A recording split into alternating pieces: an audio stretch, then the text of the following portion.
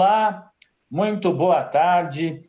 Hoje é dia 19 de março de 2020, são 14 horas e 5 minutos. Este é o canal Resistentes. Eu sou o jornalista Paulo França e tenho a alegria, a honra de receber o antropólogo Jean-Michel, que está falando diretamente de Paris para bater um papo conosco das questões do que vem acontecendo mundo afora e principalmente em Paris. Ele tem uma experiência muito interessante, trabalhando inclusive no Brasil, em muitos continentes, vai compartilhar um pouquinho essa sua experiência conosco.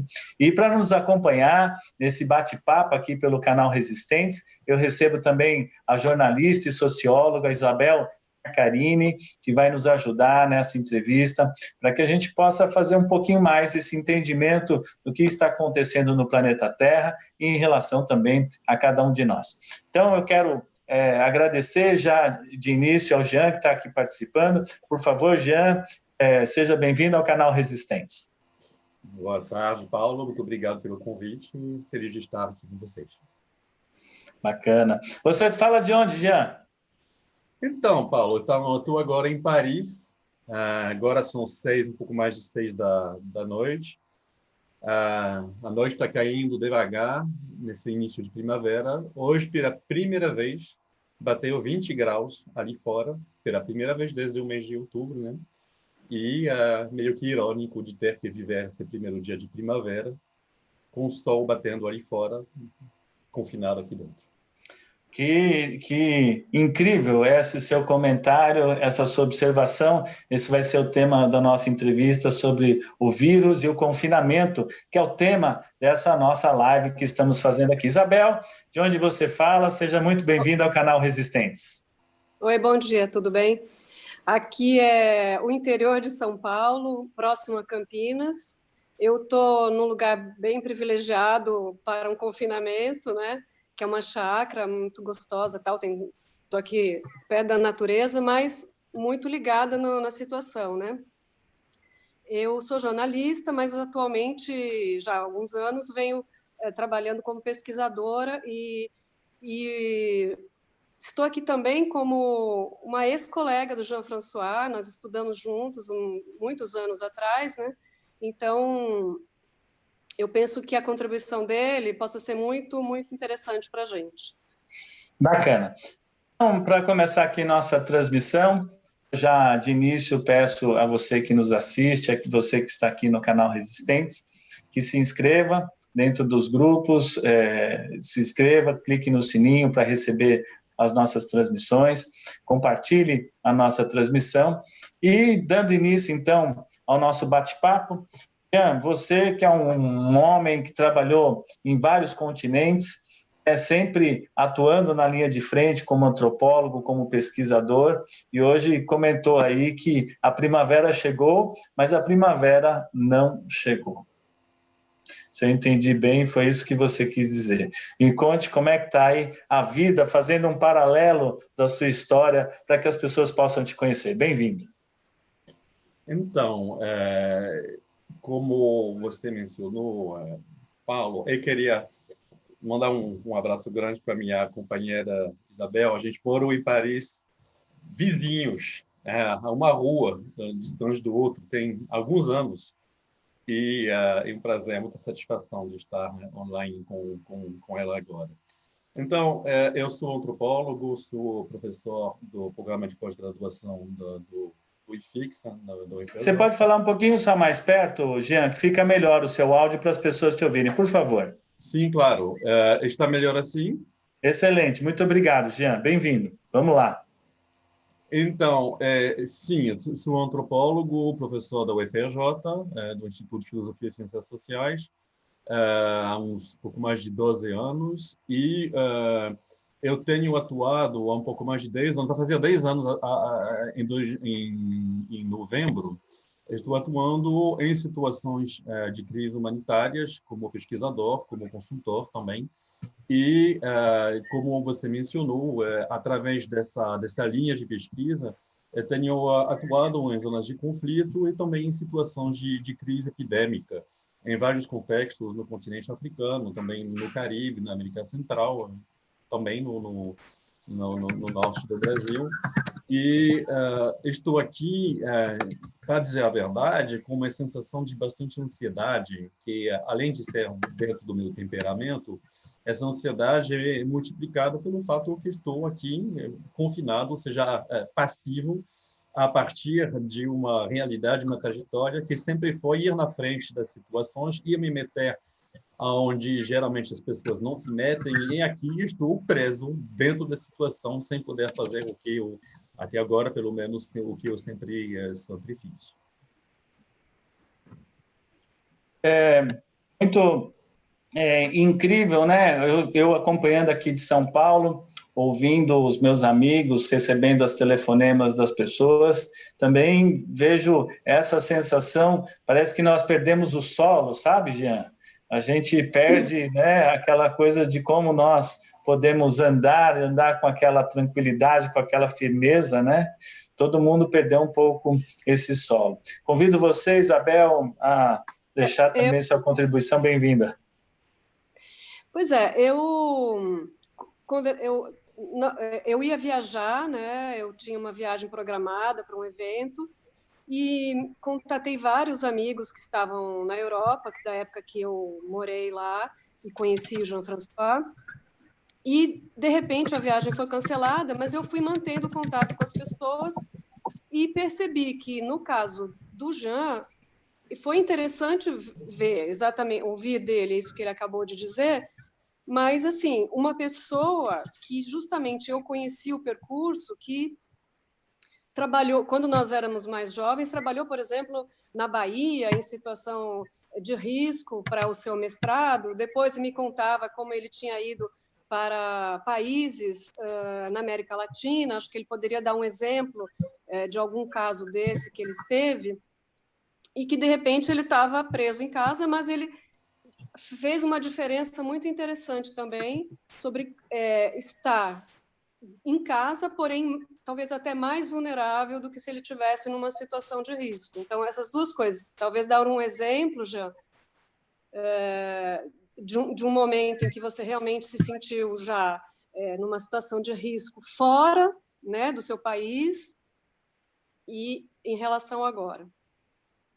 Então, eu estava falando que eu comecei essa linha de pesquisa em 2010, não foi por acaso, porque eu fui poucos meses após o terremoto no Haiti, quando se declarou a epidemia de cólera. Eu cheguei no Haiti em novembro de 2010, foi algumas poucas semanas após o broto da epidemia, e o pico da epidemia foi, se eu lembro bem, a segunda, terceira semana de janeiro de 2011.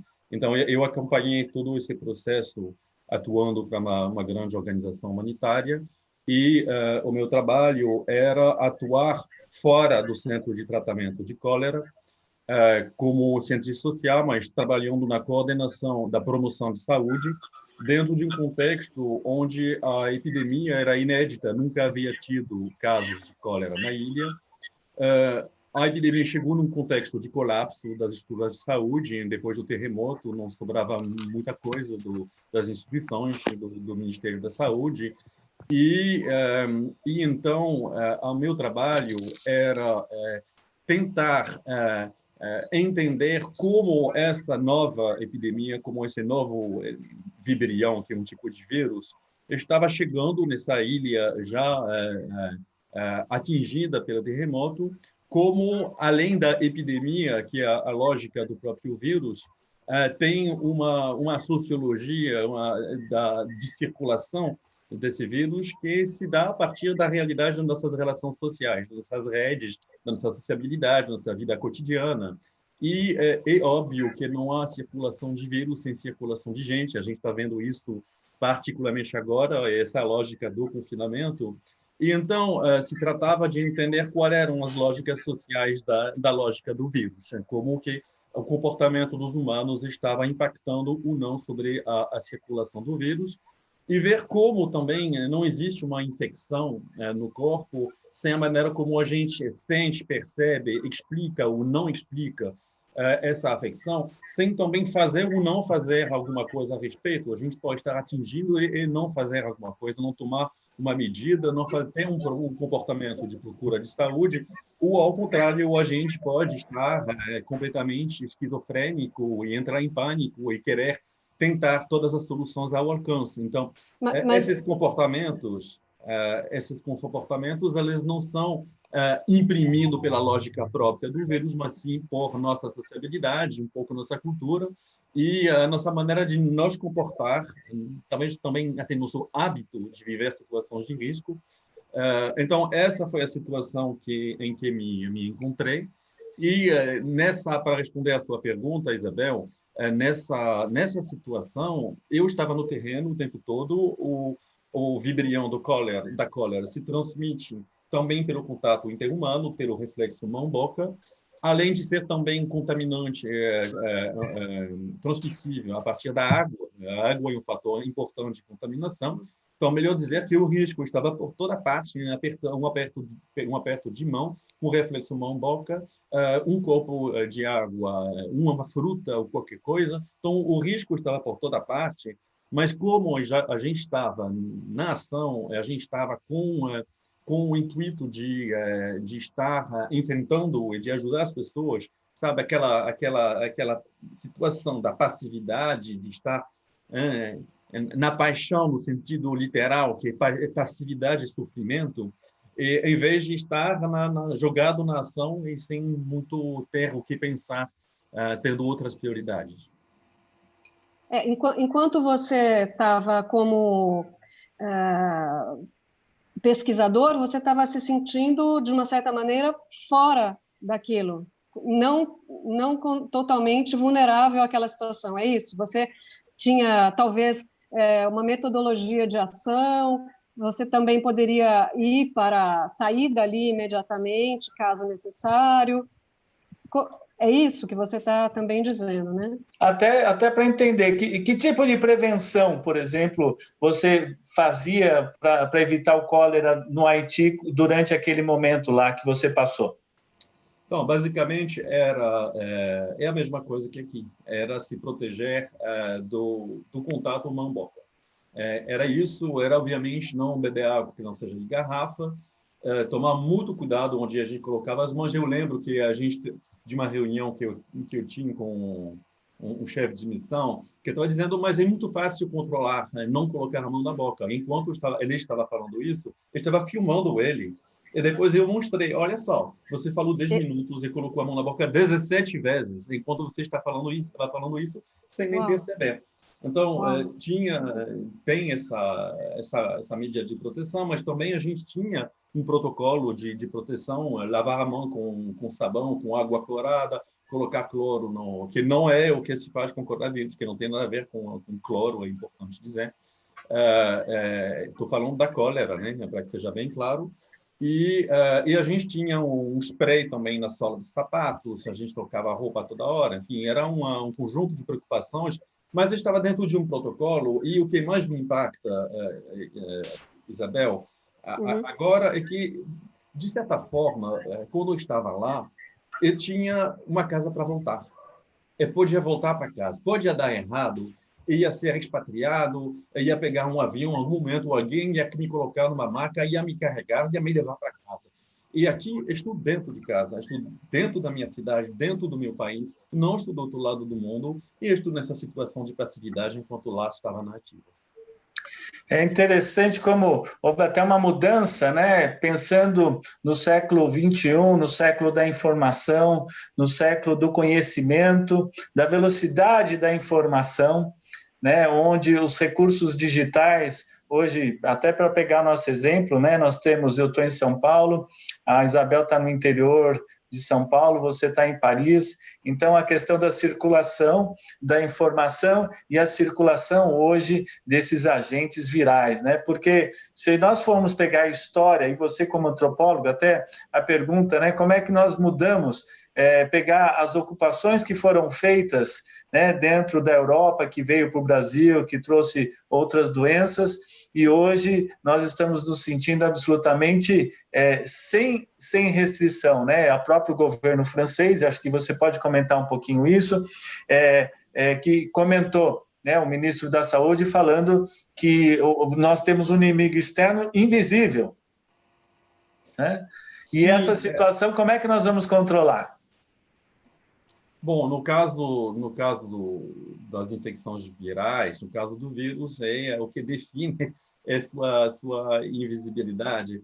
O que é muito impactante no contexto francês é que, e talvez ao contrário do Brasil, a gente não tem o hábito de tornar visível esse agente de infecção, porque as epidemias, os vírus que temos, estão relativamente domesticados, entre aspas. A gripe tem vacina, ela tem séculos de existência. A gente fica lembrando aqui da gripe espanhola de 1918.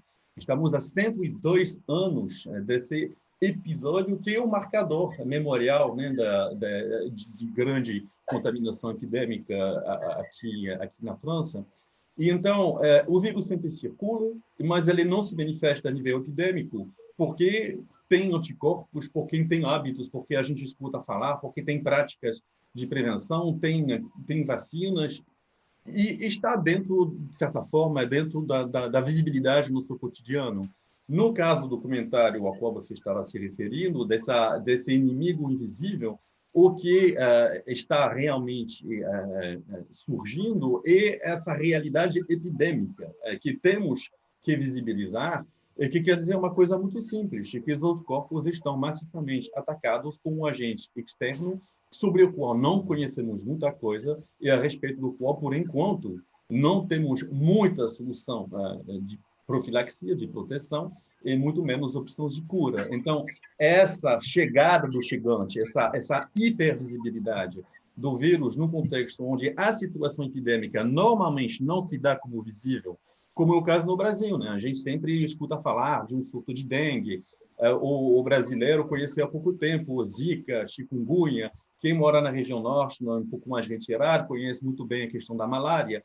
Enfim, tem esse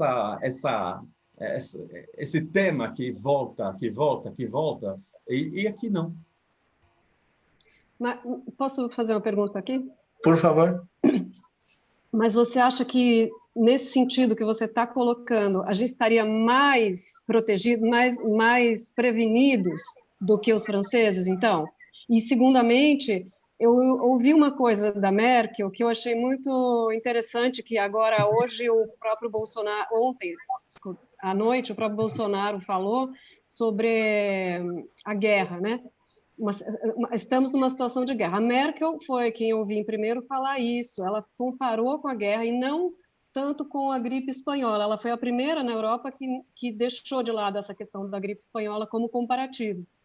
Então, são duas coisas. Uma, a gente estaria melhor precavidos, melhor prevenidos por nossa experiência em relação aos europeus, aos franceses, em todo caso, e se a gente compara com outras epidemias ou se a gente realmente vê como uma guerra, um estado de guerra atual, um novo, enfim, sociologicamente falando, antropologicamente falando, de repente a gente tem que começar a estudar esse tipo de coisa, né?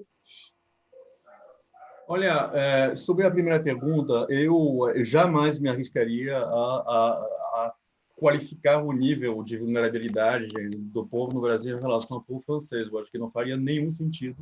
Eu estava simplesmente me referindo ao fato de que, no Brasil, a questão epidêmica é uma questão recorrente. Agora, cada vírus, cada história, uma história, e o que aqui pode ser um fator de visibilidade, que é o fato de nunca termos havido recentemente uma epidemia, pode ser também o fato no Brasil de estar acostumado um fator de invisibilidade, o fato de a gente já vem mais uma, a gente já está acostumado e tal e tal e tal. Então, não se faz nunca a relação direta entre a realidade objetiva da presença de um vírus e o comportamento de uma população. Também depende do nível de acesso à informação e não se pode prever, não se pode antecipar jamais nem o rumo do vírus nesse caso, muito menos o rumo e atitude das populações. Então, eu não faria nenhum tipo de comparativo, e me parece muito importante de retratar isso, de que, apesar de que haja uma epidemiologia, que literalmente quer dizer uma lógica da epidemia, como se o vírus seguisse uma lógica que fosse a dele, um ciclo de vida e morte, crescimento e morte, A lógica social não se equipara, não se compara ao corpo biológico. Muitos erros já foram feitos no passado em fazer essas analogias entre comportamento de micro-organismos biológicos e comportamentos sociais. Algumas coisas outras são muito distintas. Em relação à analogia com a ideia de guerra, de inimigo, eu acho que tem aqui muito debate sobre será que o termo feliz e infeliz, que ele foi também usado aqui pelo executivo, será que ele é feliz, que ele é infeliz, é uma guerra, hoje estava lendo, não é uma guerra, é uma guerrilha. Não, não é uma guerra, é o contrário de uma guerra, porque em vez de sair para a linha de frente, as pessoas têm que se retrancar nas trincheiras e tudo mais. Eu não sei se tem muito espaço e oportunidade para uma batalha semântica. Eu acho que a retórica, a metáfora da guerra, ela marca os espíritos, pelo menos aqui, né? Porque é bom lembrar que a França conheceu recentemente. A minha avó conheceu as duas guerras mundiais. Ela tinha 7 anos na primeira e ela tinha 7 anos de casamento, por exemplo, dizia na Segunda Guerra Mundial. Então, a palavra guerra, talvez aqui na Europa, marca os espíritos e talvez ela tenha uma outra escuta, uma outra repercussão no contexto brasileiro. Aí que eu estou falando, né? Que cada contexto é um contexto.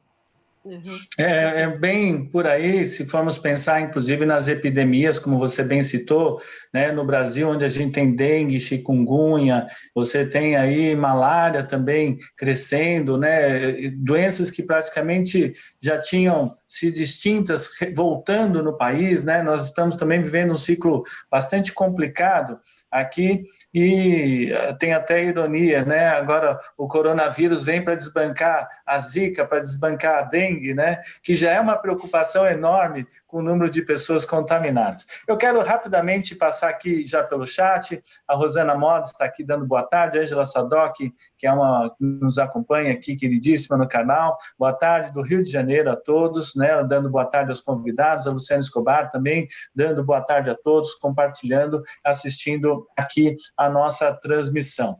Eu queria repercutir também a questão interna no país em relação a imigrantes, sabe? É um tema bastante caro e que cabe nessa relação do mundo da Europa, da xenofobia, né? Da questão do Estado, da revisão do Estado como um Estado de direito, um Estado social, né?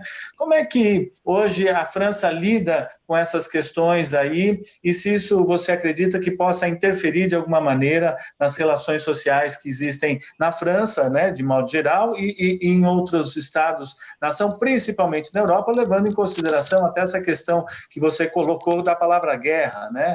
Será que essa guerra também, nesse termos, ela pode se tornar algo além daquilo que a gente espere? Bom, eu acho que isso é uma coisa que eu aprendi em vários contextos. Também trabalhei com HIV em contexto africano, trabalhei com malária. E o que a gente vê é que uma questão que não dá para fugir em contextos epidêmicos é a questão da origem, da onde vem. E essa questão, quando eu trabalhava no Haiti, a gente era ensinada, inclusive, a não colocar essa pergunta e a nem responder. E nessa época, eu já dizia que era um erro. Não se trata de ser taxativo, de culpar, de dizer que culpa de, etc. Mas fica assim, é que para as pessoas entenderem o mal que está chegando e para que eles saibam onde recolocar o mal, eles precisam entender de onde vem, de uma maneira ou de outra. E essa questão, ela sempre foi muito importante para ajudar as estratégias de enfrentamento quando bem colocada, e ela sempre foi um impedimento, uma barreira de entendimento, de compreensão das epidemias, quando maltratada ou quando negada. Então, a pergunta que você está me fazendo agora, a gente vê as epidemias recentes do século XX sempre se deram através, em termos políticos, em termos de discurso políticos, a partir de categorias de acusação, de acusações sobre a moralidade, são as práticas sexuais dos outros que deram HIV, a partir da higiene, e a má higiene dos outros que dá cólera. ou que a partir do mau controle dos mosquitos, dos outros, que está chegando a chikungunya, a Zika, e a partir das práticas alimentares de outros que estão chegando novos vírus e tudo mais. Então, tem muitas acusações sobre a moralidade, muitas acusações também em termos de complô. Na verdade, não é aquilo que a gente pensa que é, o vírus foi manipulado, foi importado, foi criado, ou, na verdade, o vírus não existe, a infecção não existe. Nos primeiros tempos da cólera, no Haiti, a gente, infelizmente, presenciava comportamentos extremamente arriscados de pessoas que chegaram na beira da morte quando não morriam mesmo, por duvidar da realidade da própria epidemia. Porque era uma diarreia, e que diarreias tem muitas na ilha, né, do Haiti, que é essa mais uma, por que seria tão diferente assim? É um pouco como a gente escutou aqui, sem forçar analogias, sempre um pouco arriscadas, mas mais uma gripe, mas mas por que essa seria mais e tudo mais? Então, sempre aquela dúvida, aquela suspeição e tudo mais. A questão das migrações internacionais é que as ideias circulam com as pessoas e junto com os vírus e vice-versa. É um grande circuito e não dá para dizer que não impacta. Eu estava acompanhando com certa emoção nossos colegas que vivem em países africanos, na Costa do Marfim, no Senegal, que estão preocupados com a chegada dos aviões Air France. E como não estar preocupados? Que estão preocupados com a circulação de pessoas que eles percebem como privilegiadas, porque tem como pegar o avião, tem como entrar, como sair do país, um pouco como no Brasil, que eu escutei, né? As pessoas que vão na Europa, que têm esse privilégio e que trazem um vírus de volta. Então, não tem como fazer um impasse da relação entre circulação de pessoas, o significado político dessas circulações e a circulação do vírus. Agora, só para responder de forma mais concreta sobre a situação na França, é muito delicado o tema, extremamente delicado. Paris é uma cidade completamente cosmopolita, e, apesar desse cosmopolitismo, todo mundo não está habitando a cidade da mesma maneira. Tem aqui muitos migrantes que estão em situações vulneráveis, também como tem população francesa em situação de vulnerabilidade. Mas tem um monte de pessoas que estavam, talvez a Ludiana vai poder falar mais a respeito, porque ela está muito inserida nessas redes de migrações aqui em Paris, mas o governo já tomou medidas, inclusive, para suspender algumas regras, alguns prazos de vistos e tudo mais. E nós estamos agora, junto com universidades, com colegas, com organizações, a gente está particularmente acompanhando a questão dos migrantes em situação de vulnerabilidade, porque sabemos muito bem que barreiras de acesso à saúde começam por quem está, em primeiro lugar, muito longe desse acesso à saúde. Muito interessante essa sua leitura aí da questão do vírus e das questões sociais, né, que abordam, né, nós quebramos todos esses paradigmas, todas essas barreiras, onde a gente aponta o dedo para o outro, tem, na verdade, 3 apontando para si mesmo, né? E dessa vez aqui, todo mundo foi pego de calça curta, não tem uma pessoa no mundo que não esteja preocupada. Você pega desde a mulher do primeiro-ministro do Canadá, que está doente, você pega aqui o presidente do Senado do Brasil, o Alcolumbre, também, que está infectado, você pega 18 integrantes da comitiva do Bolsonaro, que foi para os Estados Unidos se encontrar com o Trump, e também estão contaminados, né? Então, para você ver, eu não sei se dá para dizer, é uma doença também que quem circula mais corre mais risco, e às vezes o confinamento nesse instante tem se tornado necessário. Isabel, por favor, quer fazer uma pergunta? Não, eu estava aqui pensando nos números, talvez, se a gente pudesse colocar só para pontuar, assim, né? No dia de hoje, é dia 19 de março de 2020, né? A França, aqui está um gráfico da John Hopkins University, né? Universidade John Hopkins, tem um gráfico que atualiza minuto a minuto, enfim. A França com 9 mil casos e 243 mortes, né? E Brasil, 534 casos com 6 mortes já hoje, né? 4 em São Paulo, 2 no Rio de Janeiro. E Portugal 785 casos e 3 mortes. Eu quis fazer essa... Como eu falei no início, eu ia viajar e fiquei... Logo no começo de fevereiro, eu estava acompanhando esse gráfico. E Portugal e Brasil estavam muito atrás, não tinha número, né? Zero. E, de repente, os dois países estão chegando junto, com números similares, né? E a França, que estava mais ou menos com poucos casos, hoje está assim, gigante, né? Não, claro, perto da Itália, tal, e nem até abaixo da Espanha, mas já uma situação grave, né? E eu ouvi dizer que é possível que haja 3 vezes mais pessoas do que os números dizem, né? Por falta dos testes e tal, né?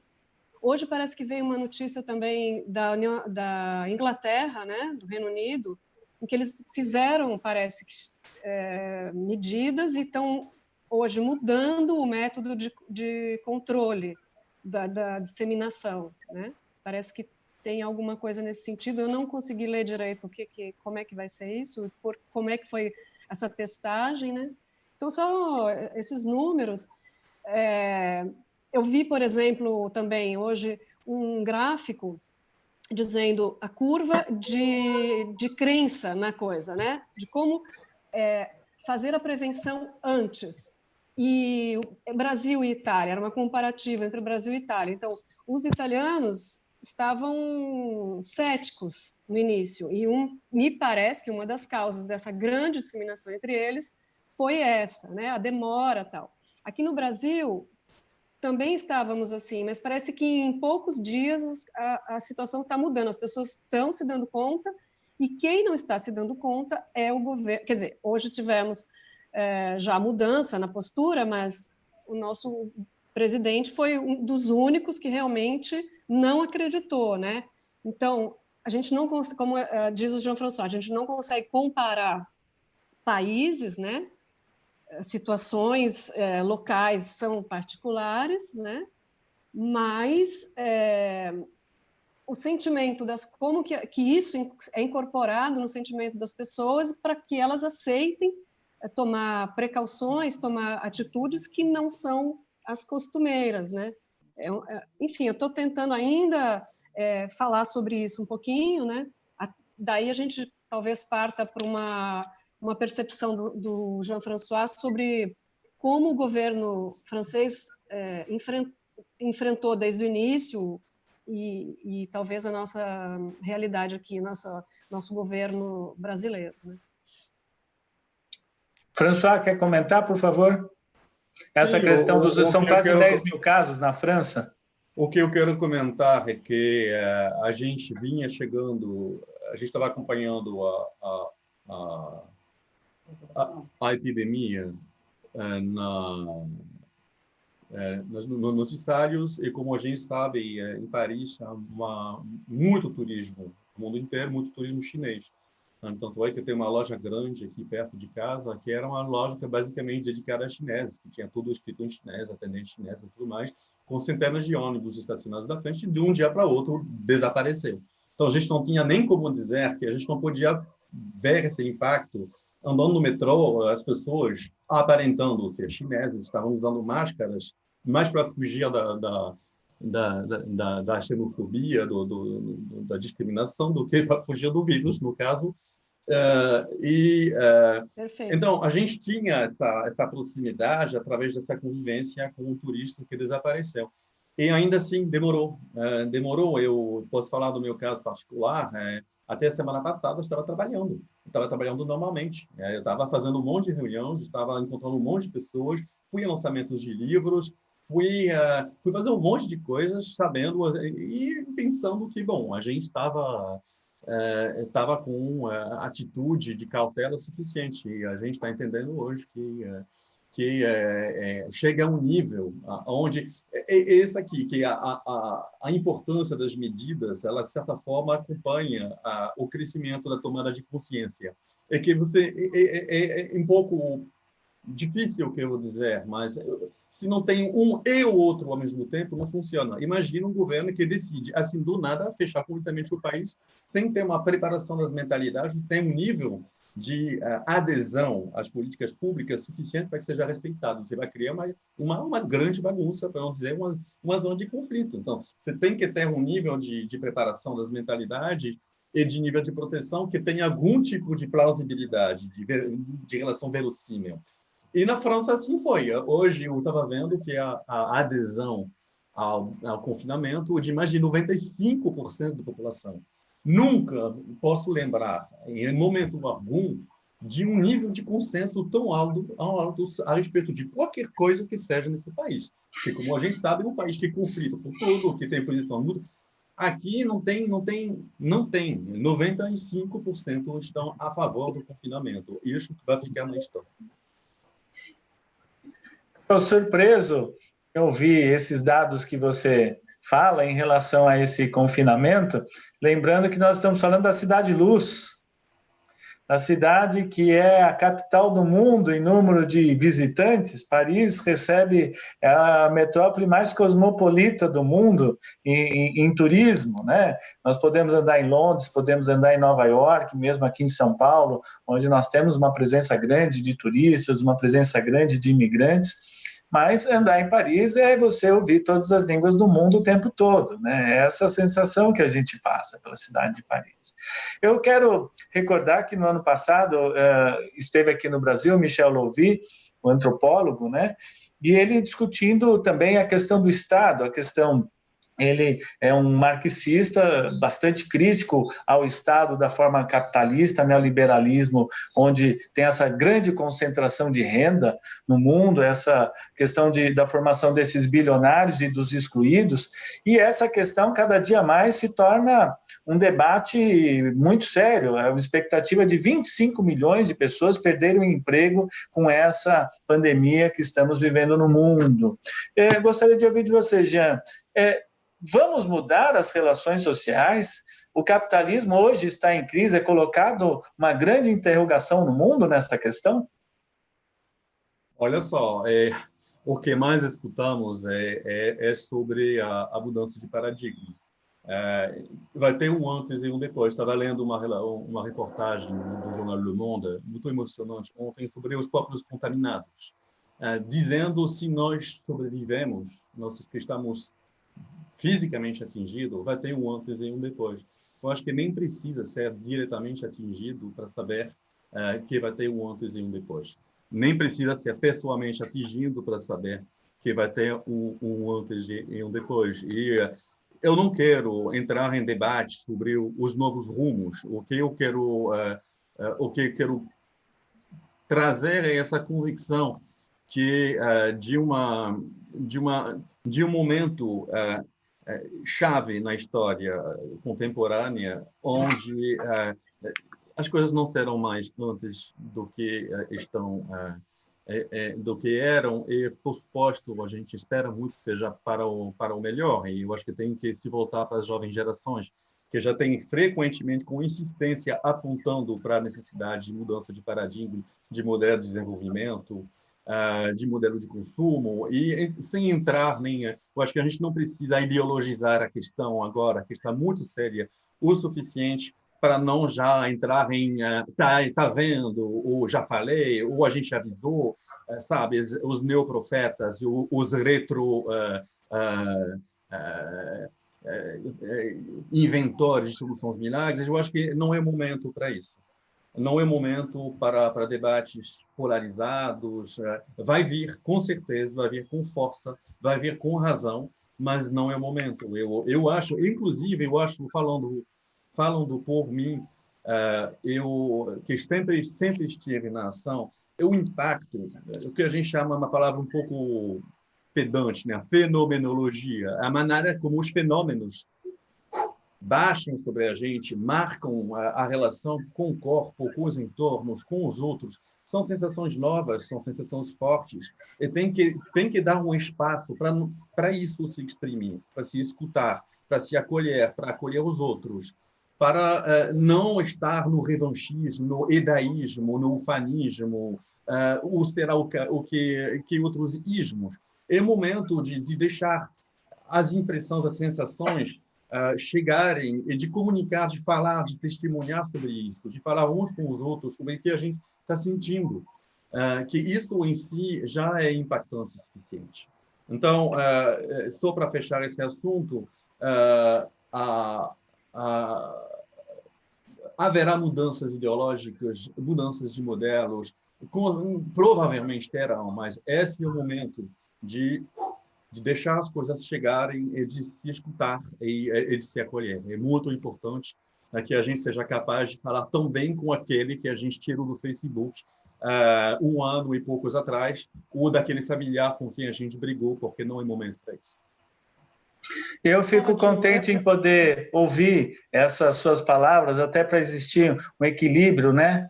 Eu acho que o mundo também está precisando caminhar um pouco mais lentamente, dentro, inclusive, dos seus recursos naturais, dentro dos seus recursos humanitários. Você que foi um antropólogo, que foi viver no Haiti, que viu, né, as necessidades mais básicas quando a gente está falando da água, né? A água é um bem natural que deveria ser permitido a todas as pessoas, hoje é um bem que se torna absolutamente privatizado e de controle de grandes multinacionais, e que nem esse direito à água realmente nós temos. Nós já estamos chegando aqui na terceira parte da nossa entrevista. Eu vou passar mais uma pergunta aqui, daqui a pouquinho a gente quer conhecer também a sua mulher aí, para que ela dê uma palavra com a gente aí. Ela é brasileira, a gente já vai ouvir também o que ela tem para contar. Por favor, Isabel. Não, era acho que já encaminhando mesmo, eu estava querendo pensar sobre a solidariedade, né? Eu acho que nós começamos com a ideia da vulnerabilidade, da insegurança, talvez, na sua própria casa, no seu próprio país, e temos que ficar confinados dentro do nosso pequeno espaço. Ao mesmo tempo, eu vi várias manifestações de solidariedade que estão pipocando por aí, e nas redes sociais, que está sendo nosso meio de comunicação, muita arte surgindo, né? Gente fazendo vídeos, cantando, situações interessantes de apoio recíproco e mútuo, né? Então, isso parece que está mais forte do que a gente parar e pensar o que vai ser depois, se o capitalismo vai acabar ou não, né? E aí, acho que a Ludiane, né, podia até falar sobre essa solidariedade, porque pelo que eu entendi, ela está ligada na rede brasileira aí, né? Ou os brasileiros em Paris ou na França, enfim. E acho que seria uma boa entrada aí para a gente chamar. Olha só, fecha um pouquinho mais os dois aí. Bem-vinda, Lidiane, ao canal Resistente. Fecha mais. Vem mais para cá. Olá, gente. Eu sou brasileira do Rio de Janeiro. E estou aqui confinada um pouquinho. Estou aqui tem 5 dias que eu não saio de casa, 4 dias. E é bem complicado, né? A gente está acostumado a viver no Rio de Janeiro um monte de coisas muito difíceis. Nunca que a gente vai pensar que vai passar por algo assim fora do Brasil. E aqui a vida era bem tranquila. A gente tem uns grupos de brasileiras em Paris no WhatsApp, no Facebook, no Instagram. Tem muita solidariedade entre os brasileiros por aqui, e está todo mundo bem preocupado, realmente, mas a gente está muito mais preocupado com o pessoal, nossa família que está no Brasil, do que efetivamente com quem está aqui. Porque aqui, por incrível que pareça, a gente sabe que tem muita gente doente, que a epidemia está muito avançada, mas a gente está tomando as medidas, a gente está realmente dentro de casa, e a gente vê que no Brasil as pessoas não estão levando ainda tão a sério, e a gente fica muito preocupada, porque 10 dias atrás a gente tinha poucos casos igual ao Brasil. A gente estava também achando que estava tudo bem, que ia passar logo, e agora a gente percebeu que não vai passar logo, que a coisa é muito mais séria do que estão achando. E eu fico muito preocupada com as pessoas que eu vejo, meus amigos, a minha família que estão no Rio, saindo normalmente, fazendo tudo normalmente, como eu estava fazendo até semana passada, com a diferença que aqui a gente ainda pode contar assim com o governo, não que seja uma maravilha, mas a gente pode contar mais ou menos com o governo, e no Brasil a gente não sabe tanto assim, a gente fica muito preocupado. Essas mudanças de comportamento Eu estou dando risada, lembrando que o Cascão está lavando as mãos aqui no Brasil, né? Então, você vê que o personagem, que é o personagem do Maurício de Souza, da Turma da Mônica, até ele realmente percebeu que é necessário nós termos uma mudança de comportamento, que é uma inflexão muito forte, né? O próprio Jean mesmo está falando que nós vamos ter depois disso, realmente é um momento ainda muito precoce, né? Para que a gente possa fazer até dizer aqueles achismos, né? Porque hoje é um puro achismo, né, Jean? Mas eu li uma notícia hoje muito interessante em relação a Portugal, falando sobre a questão da migração, e aí cabe no mundo, falava especificamente um pouco sobre brasileiros, né, que estão em outros países, mas a questão do imigrante ilegal, por exemplo, que ele trabalha normalmente um ofício que tem uma relação de baixa qualificação, normalmente, né, então ele trabalha como um pedreiro, ele trabalha como uma diarista, enfim, uma qualificação que não exige nenhuma formação mais específica, e que eles perderam, todos eles, a sua renda, né? E isso atingindo aí pessoas perdendo 80%, 90% da renda. Ô, Ludiane, como é que você conhece outros brasileiros que estão em situação assim aí na França? Vocês existem aí algum sistema até de proteção a pessoas que nem são reconhecidas pelo próprio Estado, porque estão de maneira ilegal dentro do país? Você teria alguma coisa para nos trazer nessa questão, por favor? Então, eu tenho acesso a um grupo do Facebook de brasileiras em Paris, que é só de mulheres. Tem alguns grupos mistos também, mas eles não são muito organizados. O que eu tenho de mais organizado são os de mulheres brasileiras em Paris. Uhum. E lá tem muitas meninas que vieram para fazer faxina, que vieram para ser babá, ou são au pair, ou são só estudantes. E estão passando bastante dificuldade, porque tinham suas limpezas para fazer durante a semana, tinham crianças para cuidar, e agora, com todo mundo dentro de casa, ninguém vai chamar uma babá para cuidar das crianças. Então, a situação está bem complicada. Além de ter muito imigrante aqui que mora em mini apartamentos compartilhados, que não bate luz de sol, tem muita gente em situação complicada, mas a gente tem um canal de muita solidariedade, tem muita gente que doa comida, tem gente que se ajuda de várias formas. Tem muitas brasileiras que têm uma condição um pouco melhor, que contratam essas babás, que contratam essas pessoas de limpeza, e que vão continuar pagando o salário dessas pessoas, mesmo sem elas irem, por consciência mesmo. E a gente também teve alguns comunicados do governo que isso tudo vai ser resolvido de alguma forma. A gente ainda não sabe exatamente, mas anunciaram que os pequenos empreendedores, quem tem pequenos negócios, cabeleireiras, pessoas que têm mini lojas, mini agências, vão ter o perdão de empréstimos, vai ter a suspensão de cobrança de aluguel, de contas de luz. Ainda não sabemos exatamente como isso vai funcionar, mas o anúncio do governo é que é para a gente não se preocupar, o importante é ficar em casa e que eles vão se ocupar, de alguma forma, dessas coisas materiais. Agora, tem muita gente também que estava com visto vencendo essa semana, que estava de passagem de volta para o Brasil e não vai poder voltar e está presa. O governo fez uma renovação automática dos vistos, todo mundo que estava com visto para vencer agora vai ter 3 meses de extensão, sem nenhuma burocracia, não precisa ir em lugar nenhum, não precisa assinar nada. Então, quem tem visto que está vencido não precisa se preocupar.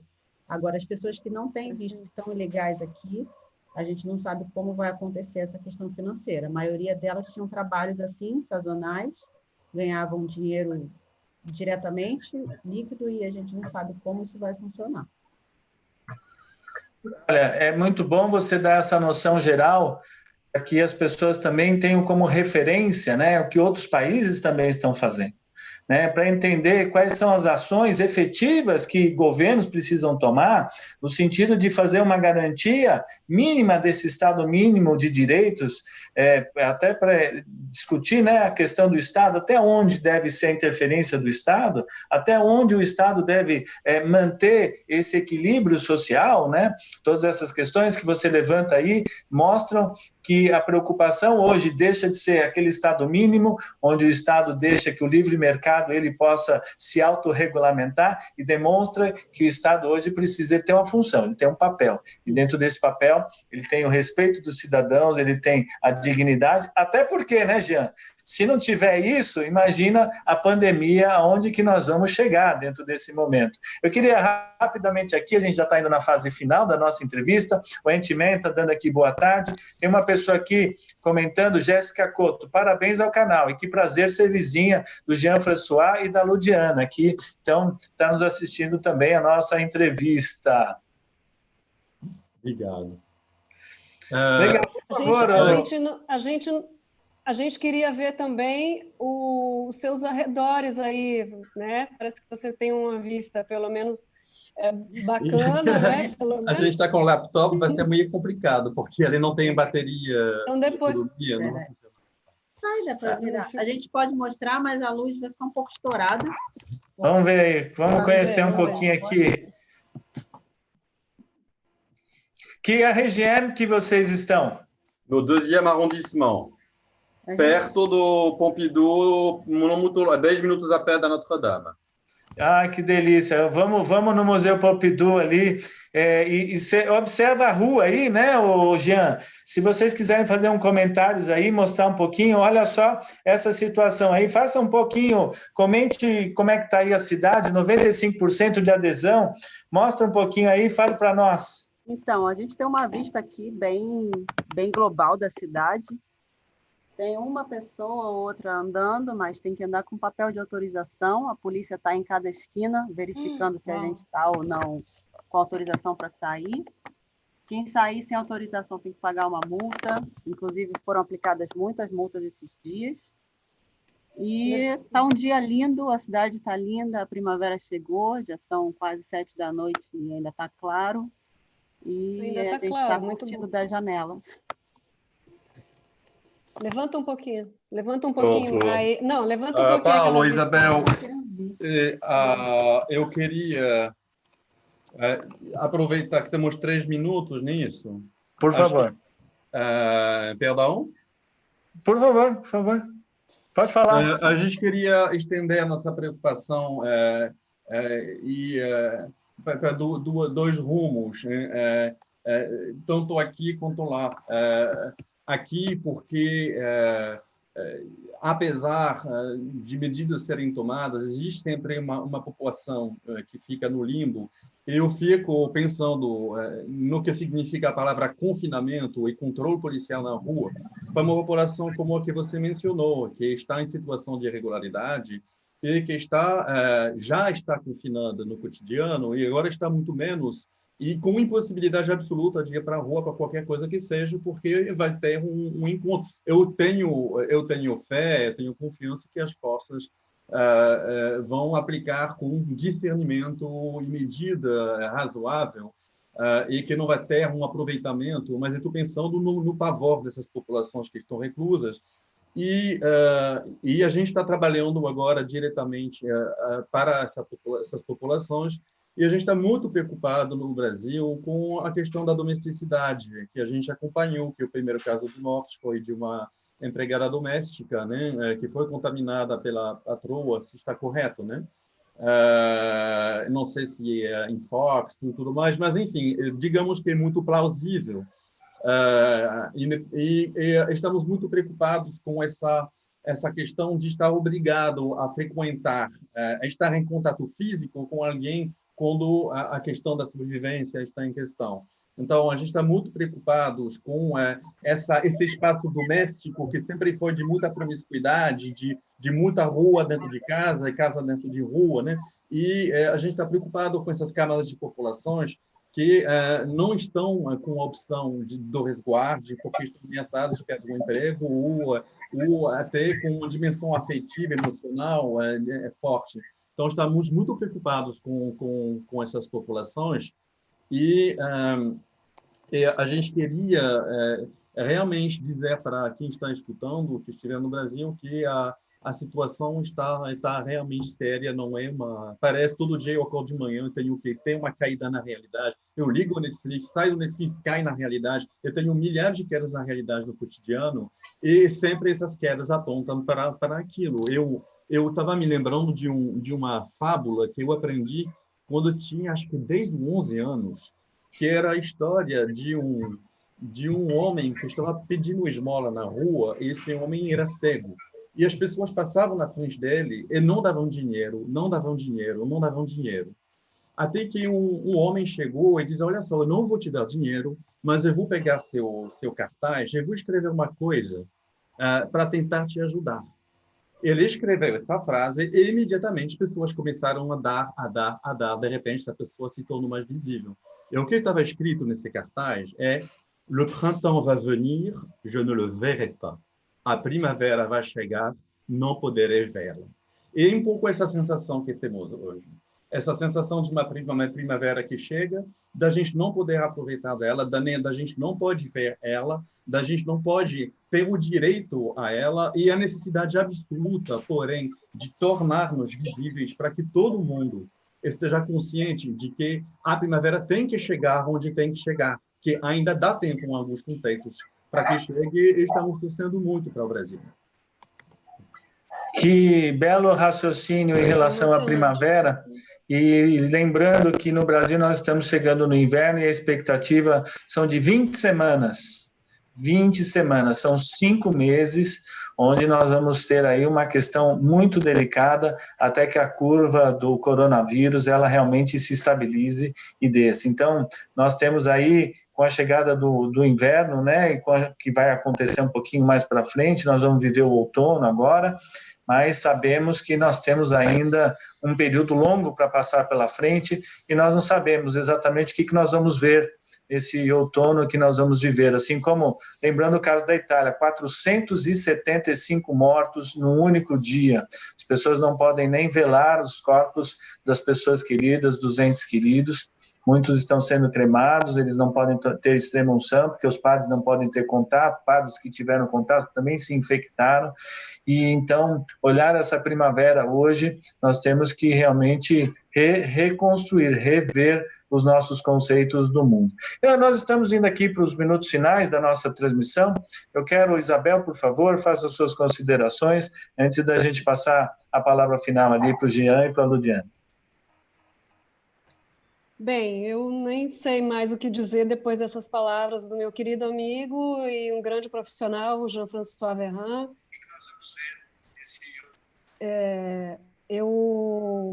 Enfim, espero que esse nosso encontro virtual tenha sido de coração para coração. Estamos juntos e, enfim, boa sorte para todo mundo. Boa sorte para nós, para os mais vulneráveis, enfim, o planeta aprenda, tenha lições gratificantes. Essa é uma questão bacana. É interessante como nós estamos longe e, ao mesmo tempo, estamos procurando nos aproximar de uma maneira muito nova, né? E a tecnologia talvez nos permita, a pelo menos, olhar olho nos olhos das pessoas queridas para poder mandar uma palavra, uma mensagem de carinho, de respeito, de dignidade, né? Os nossos netos, os nossos filhos, os nossos pais, eles possam de alguma maneira, porque até isso, né, o contato de uma criança que não tem, que está assintomática, mesmo contaminada, com um avô que não está contaminado, o risco é muito grande se ele tem alguma doença, né, presente, uma doença, uma diabetes e coisas do tipo. Você tem toda a razão, viu, Isabel? Por favor, eu quero ao casal, o belo casal aí que fale em Paris para deixar a nossa mensagem final aqui no nosso canal Resistentes, desse nosso ótimo bate-papo. Então, eu acho muito importante falar com o pessoal do Brasil, do Rio de Janeiro, que não é um exagero, nem é uma gripe forte. Eu fiz ontem até um vídeo e coloquei no Instagram, no Facebook, para os meus amigos, porque ainda vejo muita gente achando que é só mais uma doença, é só mais uma gripe, o Brasil já está acostumado com essas coisas, mas é realmente uma coisa muito importante, é uma coisa muito forte, e não é algo que só dá nos idosos, porque todo mundo acha, porque eu sou jovem, eu sou forte, eu não preciso me preocupar, mas não é assim, a gente já viu, e tem um ditado bem feio no Brasil, mas que todo mundo vai entender bem, que a gente só se preocupa com as coisas quando a água bate na bunda. E eu fiquei sabendo que uma colega minha do trabalho está infectada, eu trabalhei com ela normalmente durante a semana, eu tive minha vida normal, no sábado eu andei de metrô, eu tive contato com um monte de gente, e quando eu fiquei sabendo que tinha gente próxima, eu falei, esse negócio é sério. E agora no Rio, estou sabendo também de muita gente que já está contaminada no Rio, e eu preciso que as pessoas percebam que não precisa esperar chegar em você, não precisa esperar chegar na sua família para levar essa coisa a sério. Aqui em Paris, a gente tem muita gente, muita brasileira solidária uma à outra, a gente se conhece bastante pela internet, e a gente está vendo um monte de casos de brasileiras aqui que estão infectadas e estão falando para a família, e as famílias não levam a sério. Então, eu estou muito preocupada, por incrível que pareça, eu estou muito mais preocupada com quem está aí no Brasil do que a gente aqui. E eu queria muito deixar marcado para vocês saberem que não é uma coisa que só dá em idosos, não é uma gripe forte, e não importa ficar elegendo de onde veio, quem foi que viajou e trouxe a doença, quem contaminou quem, se foi para a Itália, se foi para a China. Eu vejo muita gente falando essa coisa, que é culpa da China, que é culpa dos italianos, que é culpa de quem tem dinheiro e viaja. E agora a epidemia chegou num ponto que não importa mais, a gente não tem mais como saber de onde veio, quem contaminou. Aqui já deve ter, segundo o governo, já deve ter mais de 20 mil contaminados, porque os números oficiais são só dos casos graves, e é pelo menos 3 vezes o número de casos que está registrado, que é o número real. Então, é importante que os brasileiros não percam energia querendo descobrir de onde veio, quem foi que contaminou primeiro, porque não importa. A epidemia já está aí, já é sério, já tem muitos casos, já tem muitas mortes, e agora só resta a gente não contaminar e não ser contaminado. Não sair por aí espalhando o vírus, como ele já está espalhado. Ludiane, qual é o nome do seu canal no Instagram? Ludiana Braz Botê. É o meu nome mesmo, como está escrito aí, Ludiana Braz. E depois tem B-O-T, B-E-A-U-T, Botê. Vou escrever aqui no... Isso. No coisinho. Coloca aí. Coloca para a gente. Ludiana Braz Botê. Botê, você sabe. Já apareceu. E, bom, Paulo, foi um prazer ter conhecido o Lô. Parabéns pelo canal Resistentes. Muito obrigado pelo convite. Isabel, amiga guerreira de muitas batalhas, a gente passará por mais essa, mas talvez a primeira vez da minha vida que eu estou numa situação onde talvez a melhor coisa para fazer é justamente não fazer nada, e a melhor maneira de salvar vidas é evitar de me colocar em contato com os outros. Então, é um paradoxo do que o gesto social maior que a gente possa fazer é de restringir nossos contatos sociais e de ficar através desses espaços virtuais, como aquele que vocês souberam criar agora. Muito obrigado e vamos ficar em casa. Olha, eu fico grato de conhecê-los, grato dessa entrevista. Por favor, deixa eu ver aqui, Ludiana, você quer escrever aqui no chat, aqui no canal? Já publico também ali o endereço da sua página ali e compartilho com todas as pessoas aqui na nossa transmissão. Eu realmente quero dizer que São Paulo também tem vivido uma experiência bastante inédita, né? Quando você ouve que shopping centers vão fechar, lojas vão fechar, o comércio todo vai fechar, a indústria toda tem que rever a questão dos seus fornecedores. Uma última pergunta que me ficou aqui, curiosamente, né? Vocês disseram que tem aí 5 dias, precisa de autorização para poder sair, até para entender como é que a gente faz com o alimento, o pão nosso de cada dia. O que você me conta rapidinho aí, só para dar essa informação? A gente sai com um papel que o governo disponibilizou nos sites, em todos os lugares, por e-mail, por SMS. A gente pode escrever à mão, a gente pode escrever esse formulário e está dizendo, eu juro pela honra e pela glória, umas coisas assim, o meu nome completo, o endereço, a data de nascimento, e diz o que você vai fazer. Tem que você escolher se você vai fazer compras de itens essenciais, ou se você vai ao médico, ou se você vai passear com o cachorro, por enquanto é liberado ainda, e você assina, coloca a data de hoje, e os policiais estão em todas as ruas olhando quem está com papel, e quem não tiver com papel ganha uma multa de 135 euros. Quanto? 135 euros.